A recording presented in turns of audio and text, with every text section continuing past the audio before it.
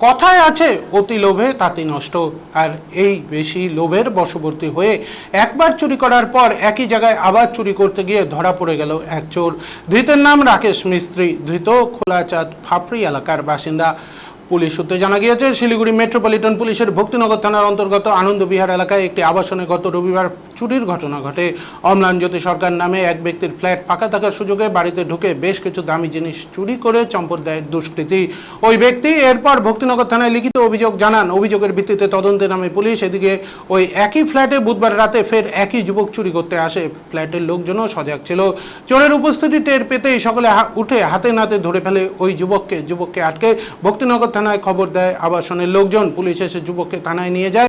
প্রাথমিক জিজ্ঞাসাবাদে ওই যুবক স্বীকার করে আগের দিন রাতে ওই যুবকই ওই আবাসনে চুরি করেছিল। তার হেফাজত থেকে উদ্ধার হয় একটি চুরি যাওয়া ল্যাপটপ, 3টি হাতঘড়ি, বেশ কয়েকটি পেন ড্রাইভ, ওয়াইফাই পড, কার্ড রিডার, দামি পারফিউম সহ আরও বেশ কিছু সরঞ্জাম। ধৃতকে এদিন জলপাইগুড়ি আদালতে পাঠানো হয়।